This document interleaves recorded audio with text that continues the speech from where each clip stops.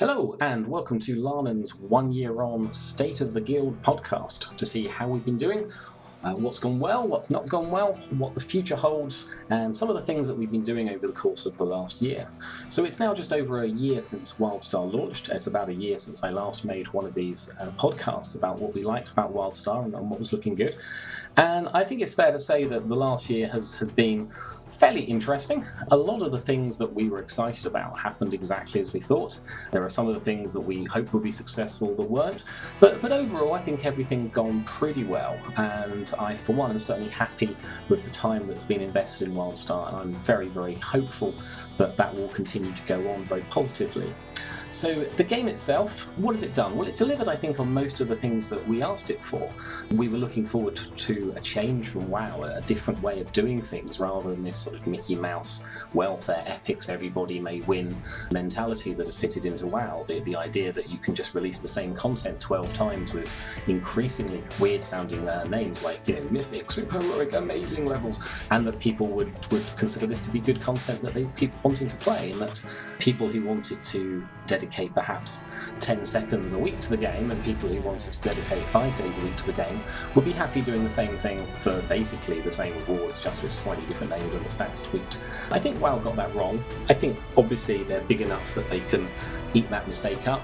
And I think the gaming population in general has become more casual. So in that regard, perhaps WoW called it correctly. But what they're doing is appealing to an audience that I think is not most of us. And in that regard, I think WildStar has done pretty well. I think a lot of WildStar's problems that they've had come down to a couple of things. Well, a few things. First of all, I thought that it had a great final beta. The beta just before it launched I thought was really sturdy. But then when it launched, there were a lot of bugs, and it's disappointing to see that some of those bugs are still there. I still can't type who without getting a bug the first time I do it, and some of the quality control, I think, has been a bit slack. Dresden, for example, is always very keen to remind people this is not how things should be done in a sort of business model, and that program controls should be rather better than perhaps they've been on WildStar so far. But, while there have been bugs that still need to be fixed, and these things are annoyance, I don't think that they are terrible as such. But it certainly did take some of the shine off. PvP was a bit of a roller coaster. I'm not going to talk too much about that since PvP has never been my main interest, but it's fair to say that PvP did not work out as well as was hoped on WildStar, and a lot of people who cared a lot about PvP therefore left the game. I think actually one of the ways that WildStar lost a lot of people by getting it right was that there were loads and loads of people who'd come from WoW and had got used to the idea that they could clear the content, right? Little Johnny Noob, who spent about 10 minutes every day doing LFR, got to feel that he was an epic raider and could do everything. Look, I can do LFR, look how amazing I am. And so when WildStar came along and announced that it was harking back to an older time, sort of Burning Crusade sort of time when things were harder, I think loads of people jumped up and down and said, yes, give us hard, we love hard, we don't want that easy, wow, too easy, give us hard. And Carbine delivered, they made it hard. And lots of these people then ran into Storm Talon, and they ran into Kel'Vareth and Sword Maiden and all these dungeons and raids, and they got their asses handed to them. Because actually, they might have felt that they were ready for hard content, but actually they weren't. What they liked was the feeling they got from WoW that it was hard and epic, but they can do it. And that was a great, perhaps, success of WoW's to manage to convince people that they were vastly better than they were. And then they've all piled into WildStar, expecting that they are going to be able to, clear all the content, and it's going to be hard, but they're going to be amazing, and they're going to do fantastic. And they got absolutely murdered. And I think a lot of people who think we would refer to as wannabe special snowflakes got really upset by this and left the game. And there were quite a lot of those. I think WoW has done immeasurable damage to the MMO community, and one of the worst things that it has done is encourage people that there is an expectation of success. How well you do is not a measure of how much effort you put in. It's not a measure of how much you tune your character and think hard about rotations and ways to optimize this and ways to make that better. But literally, you should be able to roll into a dungeon you've never seen before and clear it on the first try. Maybe you might wipe once or twice, but you'll get to the end, and that's because you're amazing. Not because the dungeon is trivial and that probably your cat could do it. No. It's because you're amazing and epic and you want things to be hard like this. And I think that Carbine delivered what they said they were going to do, and in so doing they probably lost about 50% of the people who started playing the game. I feel that was a really significant factor. So what has happened? The numbers dropped. Mega servers were there to try and mask that, to consolidate the community into a smaller number of servers in order to keep the sort of the numbers there. I mean, it's fair to say that MMOs are not single player games. There's some people who like to do that, but there is a critical mass of community, and below that it becomes a downward spiral, and above that it becomes a positive spiral. WoW has been above that for a long time, and the size of WoW has been one of the best advertising tools for WoW. Conversely, with WildStar losing people, it has become one of the most significant reasons for people to say, well, actually, maybe this game is not the one for me. The number of people you see when you are out questing, the number of people you see in the Fade, this is a great indication of how busy the servers are. So the mega servers was required. I was quite concerned about the impact on the community because we came from an RP server and the community was frankly lovely. But actually I've been pleasantly surprised. There have been a bunch of idiots, but not as many as I feared, and it's worked pretty well. Now a bigger risk is free to play. Now I am not alone, I think, in saying that I have some concerns about free-to-play. Now, it might be that in 6 months' time I will be making one of these videos saying how I was wrong about that, in the same way as I was sort of perhaps overly concerned about mega servers. But the problem with free-to-play is that there is no investment. So what's gone wrong with WoW, and the damage that WoW has done to the MMO community, in my opinion, is this sense of entitlement. And this entitlement mentality is worse and worse the less you have to invest, in my opinion. So what you often see is the people that have made the least effort seem to expect the most reward. It's not quite as simple as that, it's a bit more elastic, but if you have to work really hard for something, then those successes are hard won and you appreciate them more. Whereas a prize that is given to you freely without effort very quickly becomes meaningless, and so you're looking for the next prize, but it's going to be bigger and better than the one before, and I deserve it because I'm playing the game, and if I'm playing the game, I deserve just as much as that person is playing the game. Who cares if that person is in a raiding guild that's raiding 4 nights a week? I play the game, I should get to see avatars as well. And that is the sort of the LFR community, and that is the free-to-play community. Now, free-to-players are not all like that, of course. That's a grotesque caricature. And it will certainly bring a lot of people to the game that, for financial reasons, perhaps would have chosen not to play under a subscription model. I know several people who fall into that category, and it will be nice to see them. And none of those are those sort of entitled, 14-year-olds who are just going to squill like little stuck pigs when they don't get what they want. But I think it's fair to say that there's going to be a lot of those free-to-players. A lot of them are going to be like that, and I think that makes it all the more important that our guild is of a size that we are self-sufficient and that we keep very rigorous control over the community in terms of who we let into that. We don't want a general influx. We don't want that mentality to infect our guild, because our guild has a fantastic heritage. We go back to 2005 in MMOs, we go back to 1993, some of us, in terms of our gaming as a group experience, and it's really important that we keep our ethos and we keep our values. But I think we can do that. One thing that no one has talked about yet is what will happen if free-to-play is very successful. So mega servers were created to make sure that things were not too empty, but if free-to-play is very successful, the opposite may happen and the servers may get very busy. Now, if that happens, it may be necessary for Carbine to split the servers again. So not to as many as they had before, but we might see a repeat of French servers and German servers and RP servers and PvE servers. So we'll need to think carefully about what we do if that happens. And in particular, we need to think very carefully about the friends and contacts that we've made in the game and find out where they're going as well. So, for example, we have people who are friends or raid with other guilds such as Utopia or Catharsis, who are sort of fairly advanced raiding guilds, and we've got friends in other guilds who are, shall we say, at the other end of the spectrum. That's a good way of putting it, but who are lovely people, right? And we might find that we all then get scattered across different servers, so that's something for us to look out for.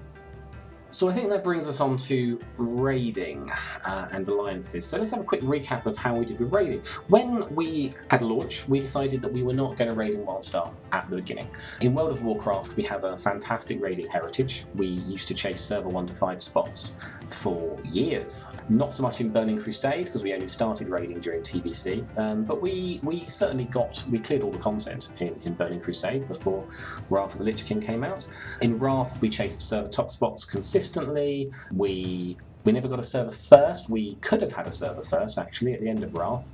Our 10-man progression group was within 20 minutes of getting a server first on one of the final bosses, actually, that was released. But instead of that, we chose to disband that group to form a 25 to give more people an opportunity to see the content. We then did that content as a 25, and then when we went back to our 10 and killed it in the 10, we found out that actually, if we'd just done that 10 minutes sooner, we would have had the server first. But, it was more important to us to make sure that it was inclusive rather than a small number of people get a sort of a prize. It'd be great for the guild to have that prize, but you know what? It was more important to us that 25 rather than 10 people got to see the new content. I think we stand by that. So we spent a lot of time in Wrath and Cataclysm, right up to Dragon Soul, which is possibly the worst raid ever to be released. We stopped generally just before that, although some people carried on. So when we came to WildStar, we decided we were going to be a bit more casual than that. So we took our time, we wanted to explore the world, we didn't want to just rush to the end game and then realise, we've kind of missed all this nuance and subtlety that's hidden around the world. Because Carbine's done a great job at some of this stuff. The story is pretty solid. I think they could probably drop the whole strain thing sometime soon, but the story's pretty solid. The world is beautiful, the music is fantastic. It's really the first MMO that I've loved the music in since Vanilla WoW. And so, we just didn't want to just rush in the way that we had done every expansion for the last 5 or 6 years. But in March, we decided that we were going to kick up a gear. It was after the mega servers. We'd decided to start recruiting a little bit more actively. As you know, we don't normally recruit. It's normally just based on recommendation. But we decided to start recruiting again. And we realised we needed to have an alliance to get us started. So lots of people actually approached me around this time. I don't quite know how our name got around, but for some reason I had about six separate guilds approached me in the space of 2 weeks. So someone obviously must have told somebody else that we were looking for an alliance. Otherwise it was just a huge coincidence. Interestingly, one of the guilds that we said no to has just recently disbanded. Another of the guilds that we said no to, again, they haven't really got anywhere. Eventually we decided to ally with a group called Disaster Area. We quite like DA because they seem to have a similar mentality to us, a similar ethos. They had some quite experienced players. The problem they seemed to be struggling with was one of organisation. They were struggling to get numbers, and they were struggling to make a bit of progress, even though that they were on the surface a larger guild than us with more attuned people. But working together with them, we very quickly unstuck that. And going from sort of wiping on the second mini-boss, we had both guilds, took down all the mini-bosses and the first raid boss X89 and then Kuralak, and we got to the Phage Tech prototypes, which we were doing as a third boss when we decided it was time to go our own way. The Alliance had always been very specifically only a temporary thing for maybe a month or two while both guilds worked on their rosters. Unfortunately, we were much more successful. Unfortunately for DA, we were much more successful than they were in terms of getting that roster up. So when we went our own ways, they have, it seems, got a bit stuck again, but hopefully they'll manage to unblock that and they'll start making progress. And we always have a standing offer that if they ever need a hand, we're happy to help. From our perspective, we did rather better. At first, it was a bit of a concern that swapping out DA's strongest 10 for effectively our newest and potentially weakest 10 would knock us back quite a way. But actually, we all did extremely well, and we were back to the Phage Tech prototypes within literally a fortnight, which was extraordinary. So we Guild X89 as a guild solo run. We've managed to do it in the timers. We're getting more loot, which is great. Kurlak, we were starting to do that, and we were starting to one-shot it and get it down before the 8-egg phase, which is great, makes life much easier. Phage Tech prototypes, we are practically one-shotting that every week now. Phage more, we're doing that in 1 to 2 shots every week now. It's quite a fun little boss. And the convergence, the Phageborn convergence, we got to for the first time 3 weeks ago, and we've killed them now 3 weeks in a row. The week 1 and week 3, the hardest combination, which actually we seem to do rather well at. Week 2 was the second hardest combination, which I think it's fair to say took us a while to get our heads around. But again, now I think that feels fairly repeatable, and I'm comfortable that we should be able to get the convergence down fairly quickly every week now, as long as we've got a full roster. So that puts us now, plus 4 mini bosses after that, but that puts us now that our target every week is Omna, and I am confident that within a matter of a few weeks we will have Omna down and we will be clear on GA. We will then be farming it a little bit to get extra drops, because there's good upgrades there for people, for the tier tokens and the weapons in particular. And after that we will move on to Datascape.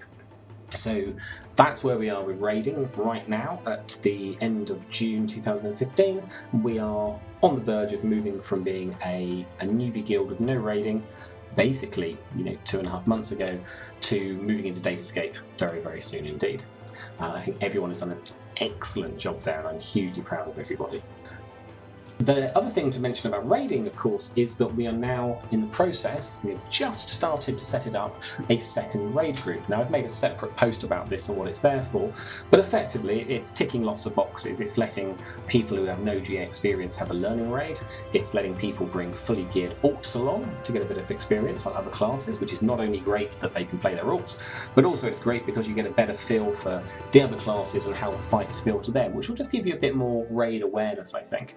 And opportunity, of course, to bring in some friends who might not be raiding actively, or might also have alts that they would like to bring. So that's looking really positive. We had our very first provisional sort of look at the roster for that this week. We only had about sort of 11 to 13 people who could make it, so we're still a little bit short on there, but we've got people tuning all the time, and we'll bring some more people in, and I'm confident that second raid will be running within a week or two. The other thing that's launched recently, and this is primarily thanks to Denise and Narbir, is guild events. Something we used to do a lot in WoW, but we haven't so far in WildStar really. Starting last week, we are now running regular guild events. There are all sorts of different ones that they're going to be. There are riddles, there are pictures you've got to try and work out where they're being taken and raced there. I'm not going to talk about any of the other types that are coming, because I will leave those to be a surprise for Denise and Narbir to enlighten you on. But the guild events at the moment are happening on Saturday, and I think that's another great way that people can work together as a community. One of the problems that you have with guilds that are very strong on raiding is that the raiding becomes a central focus. And while that is inevitable and it's important in some ways, it's also important to realise that we are not just a raiding guild. Raiding is the thing that we perhaps most focus on, but more than anything else, more than the raiding, what matters to us is the community. And so the ability for us to do guild events and for people to run dungeons and adventures and help people with levelling and attunement and all this stuff is an important part of what makes us a fairly unique guild, that we can do that high-end stuff, put a lot of focus into it, but we don't then forget everybody that doesn't fall into that particular niche. I think that's one of the reasons that we've been so successful for such a long time. So thank you very much to Denise and Narbir for organising that, and I'm sure there'll be many guild events to come, and I'm sure at some point we will have a guild awards like we did back in WoW. The next thing to mention is the size of the guild. So we've just recently tipped over 150 characters. Now that's characters, that's not players. In terms of active players, I think we're running at around the 35 to 40 mark of people I would consider to be, very active. On raid days, we're routinely getting 24, 25 people on a time. There are always people who are coming and going at different times, and we've got a lot of people as well who are guild members who are, on occasionally or not desperately active, but still an important part of the guild. I covered this in a recent podcast, but I'll mention it again. We have no desire to turn into some super huge guild. We value community, we value values, and if you care about community, one of the things that's important is that community does not get too big. Now, I've got far too many years of community management, both in gaming and in business and all sorts of things, to make this mistake. And there is a critical mass, as I mentioned about the server sizes, that if it gets too small, it starts to become degenerative. And if it gets too big for a community, what happens is that community will start to splinter. Now, that's a great thing for WildStar in some ways, because then you've got your multiple servers again, and you can have competition between factions and all this stuff. But for a guild, it's a really bad thing, because we want everyone to be pulling together in the same direction, to be feeling part of the same team. What we don't want within the guild is different factions, and we are determined that is not going to happen. But if we grow the guild too much, it's almost an inevitability. It is just a simple matter of numbers and community and personalities. So we're never going to become one of those huge guilds that just recruits everyone and then falls to pieces. You've seen loads of them during WildStar. There are so many guilds that have made this mistake. We are looking to grow a little bit more to get this second raid firmly running, to make sure we've got enough people that our raids are not going to fail, to make sure we've got enough people, not just raiders, but also more social and casual players, so that it doesn't matter when you're on, there's always going to be other guildies around to help you out with things. So yeah, important milestone reached, but we're not going to go crazy on it. We're almost done. Now let's look for the year ahead. What's coming up? Well, we've mentioned a few of these things already, but perhaps the biggest thing that I think is going to be happening in the near future is the move to Datascape.